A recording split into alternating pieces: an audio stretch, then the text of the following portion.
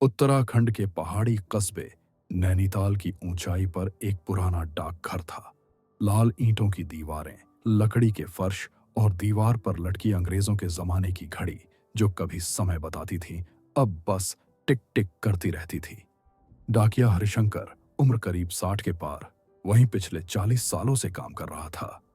वो अब तक हजारों चिट्ठियां बांट चुका था, लेकिन एक चिट्ठी थी जो आज तक उसके बैग में थी। प्रिया के नाम अधूरी चिट्ठी। वो चिट्ठी बिना पते की थी, सिर्फ नाम था प्रिया, नैनीताल। न गली का नाम, न कोई मकान नंबर। हरिशंकर ने सालों तक हर उस प्रिया को खोजा जो नैनीताल में रहती थी, लेकिन उसे उसका पता कभी नहीं मिला। वो साल 1991 था। हरिशंकर नया नया डाकघर में भर्ती हुआ था। गर्मियों का मौसम था। एक रोज उसे एक लड़का मिला, दुबला पतला, नीली शर्ट में। नाम था राहुल। उसके हाथ में एक चिट्ठी थी जो उसने कांपते हाथों से हरिशंकर को दी। भाई साहब, ये बहुत जरूरी चिट्ठी है, प्रिया को दे देना, वो यहीं नैनीताल में रहती है। पूरा पता नहीं है? हरिशंकर ने पूछा। नहीं, वो बिन बताए चली गई। बस इतना पता है कि वो नैनीताल में है। राहुल की आंखें भर आईं। हरिशंकर ने चिट्ठी ली और वादा किया, अगर वो कहीं भी इस कस्बे में है, मैं ये चिट्ठी उसे जरूर दूंगा। हरिशंकर ने उस चिट्ठी को पढ़ा नहीं, लेकिन उसे एक जिम्मेदारी लगती थी। वो हर रविवार को छुट्टी के दिन एक एक मोहल्ला घूमता, हर प्रिया से पूछता, क्या तुमने किसी राहुल को जाना है? अधिकतर जवाब होता, नहीं। समय बीतता गया। साल 1995, फिर 2000, फिर 2010। मोबाइल आ गए, इंटरनेट आ गया, लेकिन हरिशंकर की वो चिट्ठी अब भी उसके बैग के अंदर थी। हर बार उसे देखकर लगता, शायद इस बार मिल जाए कोई सुराग। 2022 की बात है। डाकघर को बंद करने का आदेश आया। हरिशंकर अब रिटायर हो चुका था, लेकिन डाकघर छोड़ने से पहले वो एक आखिरी बार चिट्ठी पढ़ना चाहता था। उसने चिट्ठी को खोला।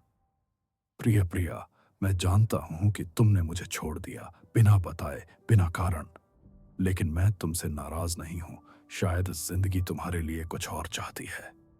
मैं रोज तुम्हारी याद में इस झील के किनारे बैठा करता हूं, जहां हम पहली बार मिले थे।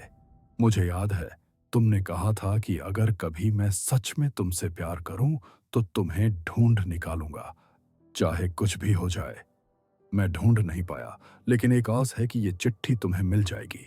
मैं हमेशा तुम्हारा रहूंगा। राहुल। हरिशंकर की आंखें भर आईं। उस चिट्ठी में कोई गुस्सा, कोई शिकवा नहीं था, सिर्फ इंतजार और सच्चा प्रेम था। उसी शाम हरिशंकर ने चिट्ठी की एक कॉपी सोशल मीडिया पर पोस्ट की, एक लोकल फेसबुक ग्रुप में। उसने लिखा, क्या कोई इस प्रिया को जानता है? क्या राहुल की चिट्ठी कभी अपने मुकाम तक पहुंचेगी? कहानी वायरल हो गई। कुछ ही दिनों में हजारों लोग उस पोस्ट को शेयर करने लगे। एक हफ्ते बाद हरिशंकर को एक कॉल आया। आवाज कांप रही थी, मैं प्रिया बोल रही हूं। हरिशंकर की सांसें थम गईं। मैं दिल्ली में रहती हूं। मेरी एक दोस्त ने पोस्ट भेजा, ये चिट्ठी राहुल की है। आप उसे जानती हैं?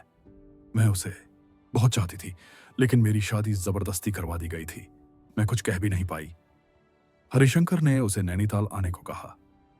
3 दिन बाद एक महिला डाकघर पहुंची। उम्र करीब 50 की, आंखों में गहराई और हाथ में एक पुराना लाल दुपट्टा।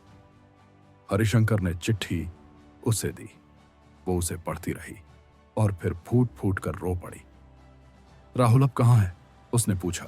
हरिशंकर ने सिर झुका लिया। पता नहीं बेटा, शायद ये चिट्ठी न मिल पाने का ही दुख था। उसने कुछ साल बाद नैनीताल छोड़ दिया था, फिर कभी नहीं देखा। प्रिया ने उस चिट्ठी को सीने से लगाया और बोली, अब ये अधूरी नहीं रही। राहुल को मेरी बात पहुंच गई। हरिशंकर अब रिटायर होकर अपने बेटे के पास दिल्ली में रहता है, लेकिन वो पुरानी चिट्ठी अब भी उसके पास है। अब एक स्मृति की तरह, एक प्रतीक की तरह। और जब कोई उससे पूछता है, कभी किसी को सच्चा प्यार मिला, वो मुस्कुराता है और कहता है, हाँ, अधूरी चिट्ठियां भी कभी कभी पूरी हो जाती हैं।